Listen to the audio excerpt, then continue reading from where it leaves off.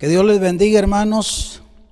Es un privilegio para mí poder dirigirme nuevamente a ustedes a través de este medio con el fin de hacer llegar el mensaje a sus vidas, mensaje que trae mucho ánimo, mucha esperanza y mucha confianza para que podamos nosotros mantenernos fieles al Señor.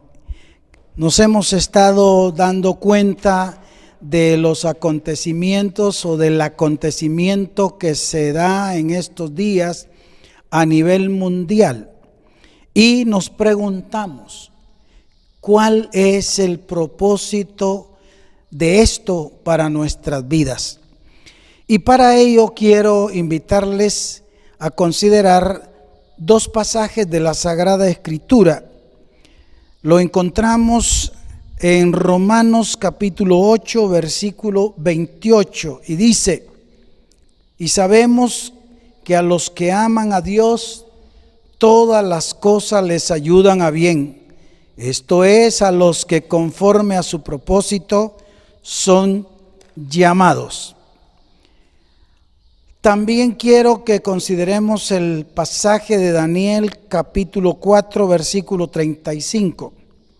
Todos los habitantes de la tierra son considerados como nada, y Él hace según su voluntad en el ejército del cielo y en los habitantes de la tierra, y no hay quien detenga su mano y le diga: ¿qué haces?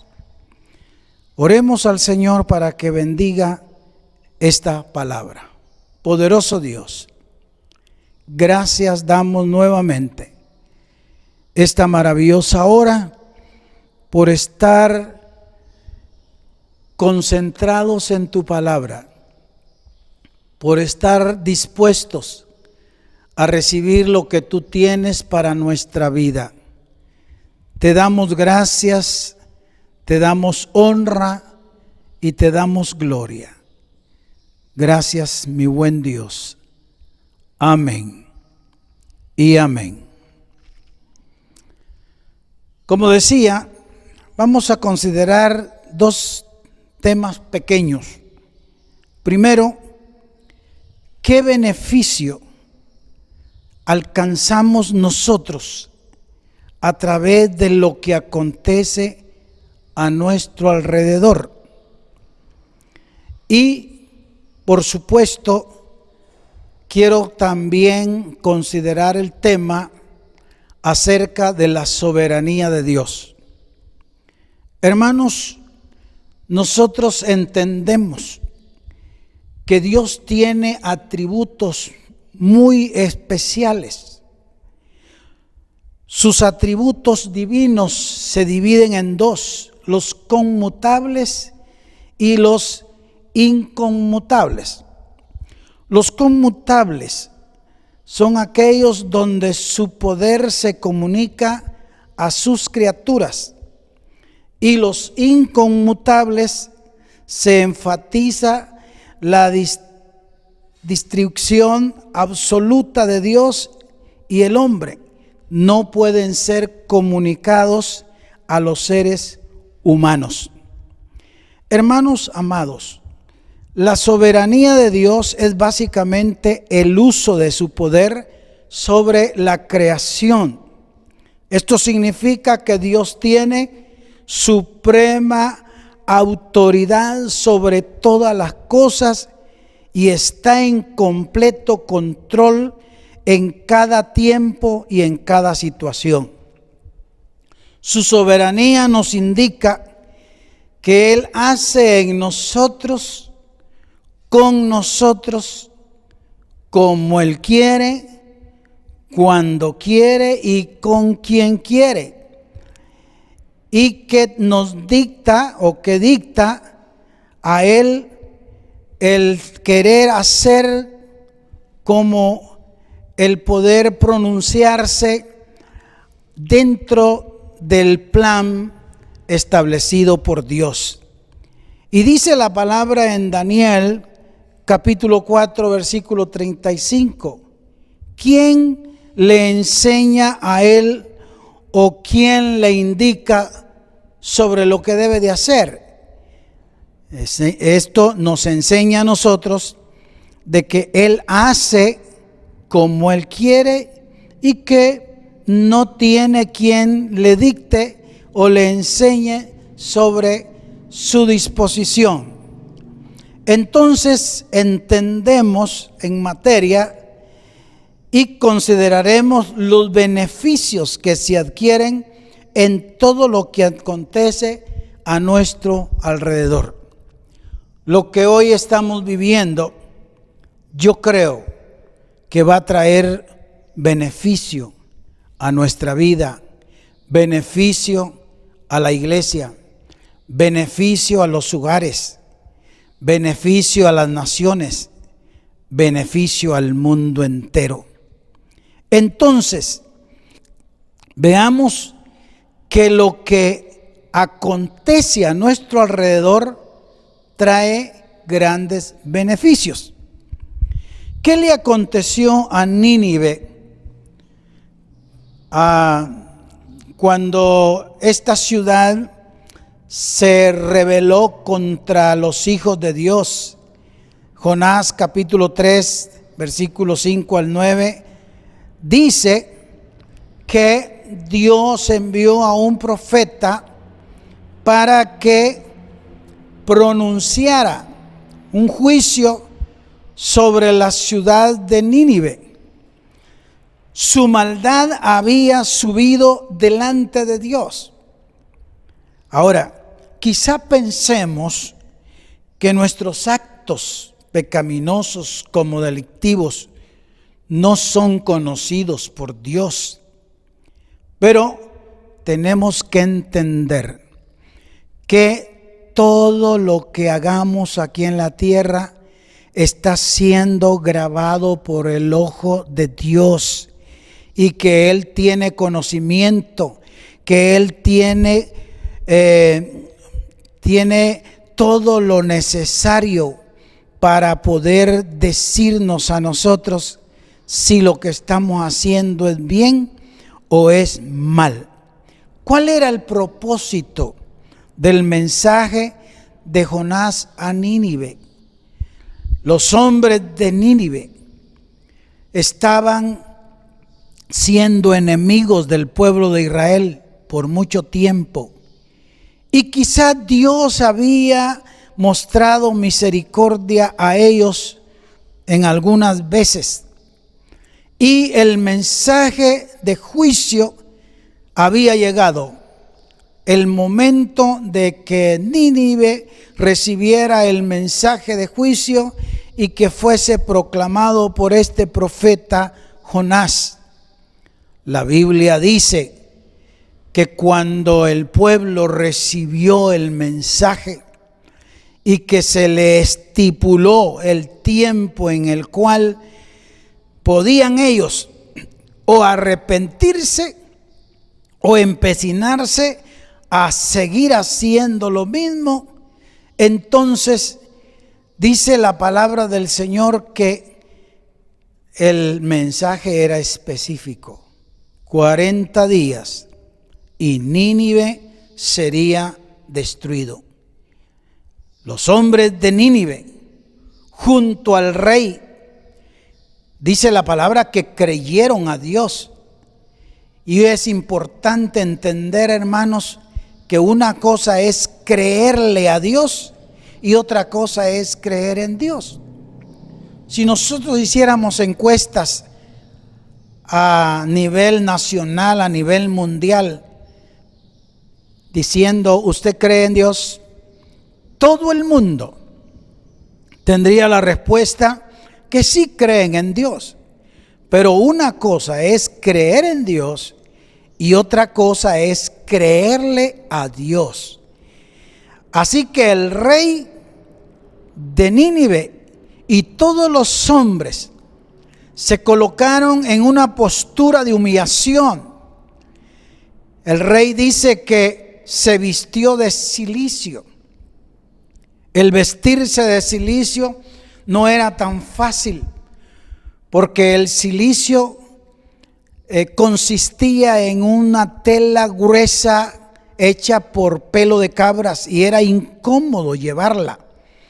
Pero él se vistió de cilicio, mostrando dolor, mostrando lamento por lo que estaba recibiendo como mensaje de Dios. Se despojó de sus vestidos, utilizó la acción de humillarse, de postrarse. Entonces, los hombres de Dios siempre esperamos un beneficio, una respuesta a cada mensaje que viene de parte de Dios. El rey de Nínive proclamó que desde ese momento los hombres, mujeres, animales, niños, no se les diese comida, sino que clamasen a Dios fuertemente. Y dice la palabra, porque quizá Dios se arrepienta y no traiga castigo sobre este pueblo. Entonces, dice la palabra del Señor que el ayuno y la oración pueden hacer grandes cosas. Hoy que estamos viviendo esta situación, quizá lo que menos hemos hecho es dedicar un tiempo en ayuno y oración. Y siempre hemos dicho que el ayuno y oración, junto a tu humillación, puede cambiar las disposiciones de Dios. Entonces, la palabra del Señor dice que Nínive recibió el primer mensaje a través de Jonás allá por el año 753 antes de Cristo. Dios había perdonado a Nínive al ver la postura, la decisión que habían tomado, pero tenían que mantenerse en un acto de agradecimiento, en un acto de gratitud. Pero surgió lo contrario.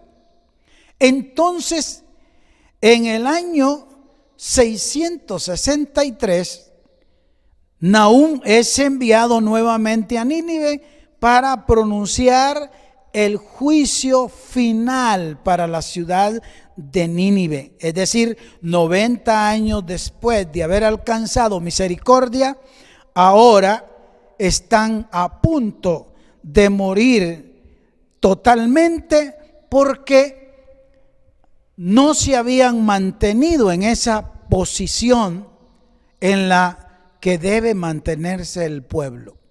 Si consideramos esto a nivel nacional, a nivel mundial, hay naciones donde Dios les ha mostrado ojos de misericordia, donde Dios ha tenido una palabra para ellos y las naciones han recibido grandes beneficios por haber escuchado la voz de Dios, por haber atendido la voz de Dios, por haber salido de esa situación pecaminosa, por haber dejado las costumbres paganas.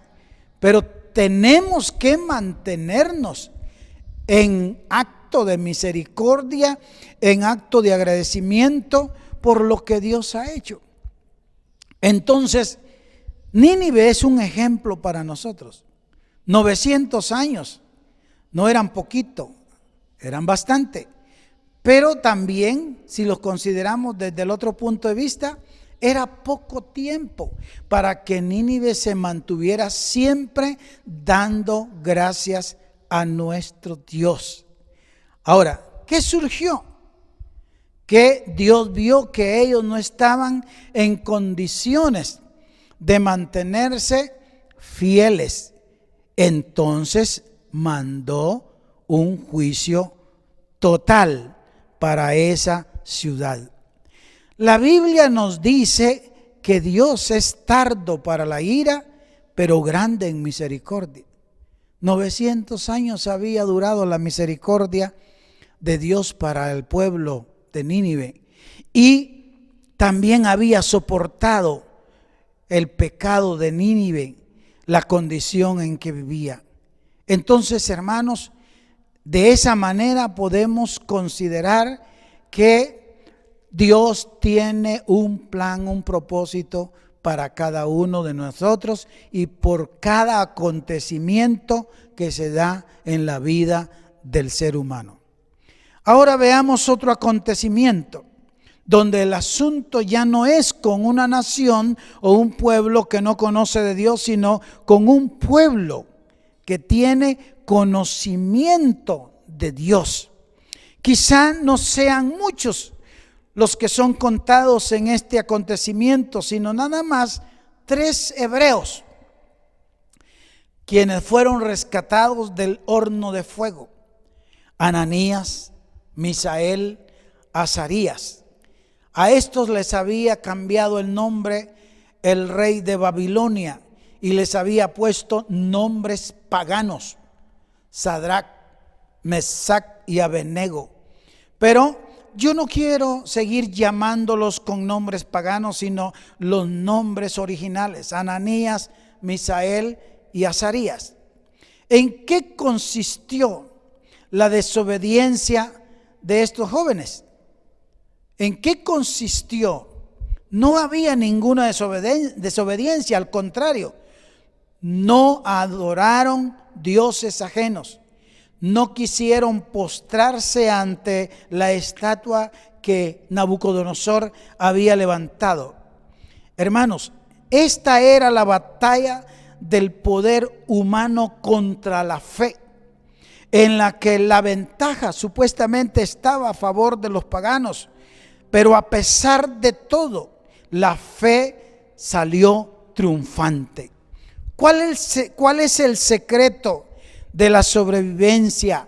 ¿Cuál es el secreto y el propósito que Dios tenía a través de la fidelidad de estos jóvenes?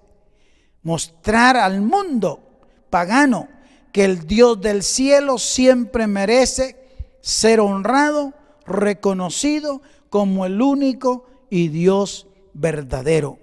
El capítulo 3 comienza con un decreto que hace el rey de Babilonia, pero más adelante se cambian los papeles, porque ahora Nabucodonosor está haciendo un decreto no a favor de él, sino a favor de los 3 hebreos. ¿Cuál era el beneficio de esta situación? Que el rey reconoció que todos deberían adorar al Dios de los hebreos y que cualquiera, anteriormente dijo, cualquiera que no se postre ante la imagen que yo he erigido será muerto. Pero ahora dice, cualquiera que no adore al Dios de estos 3 hebreos será también echado al horno de fuego. Hermanos, había un propósito. El rey reconoció que solo Dios merece la honra y la gloria. Ahora, ¿cuál es el beneficio de lo que estamos pasando hoy? ¿Cuál será el beneficio de esta pandemia? Recuerde que aquí está Dios tratando con un pueblo mixto, creyentes y no creyentes. Mucha gente quizás no tuvo la oportunidad de afirmar su vida, de estar a cuentas con Dios antes que llegase la muerte a través de esta pandemia. Si esta pandemia ha arrasado con creyentes, entendemos una cosa, que para los creyentes esto no es pérdida, es ganancia. La palabra del Señor dice, Pablo describe que para él el vivir era Cristo, es decir, su gozo, su satisfacción, su anhelo era vivir en la presencia de Cristo mientras estaba aquí en la tierra. Pero el morir para él produciría ganancia. Entonces, hermanos, nosotros debemos estar seguros de que si algo viniese a nuestra vida, nosotros estamos listos para comparecer ante el Señor después de la muerte.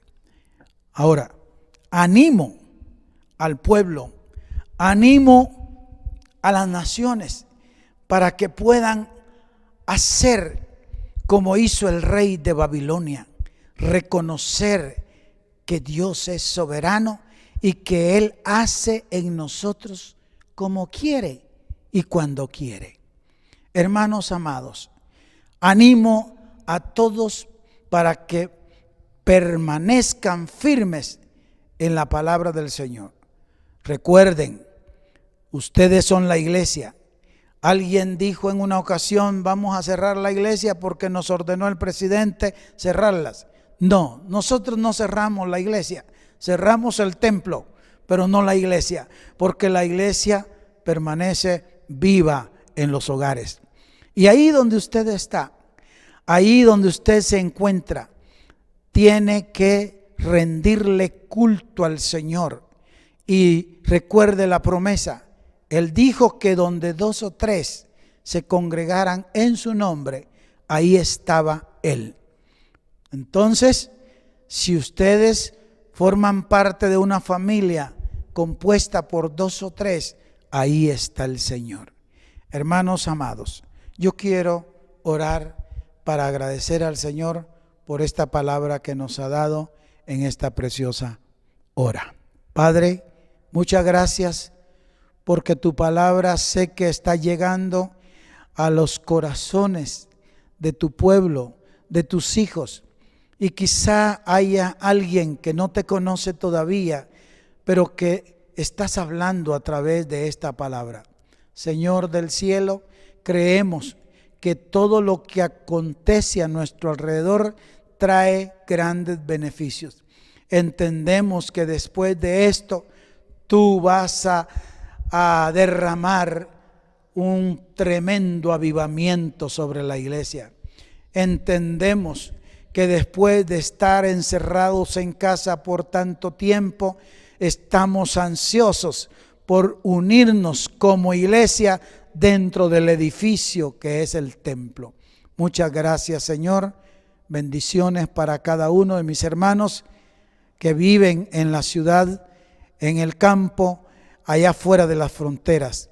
Un saludo para los hermanos que nos ven desde los Estados Unidos.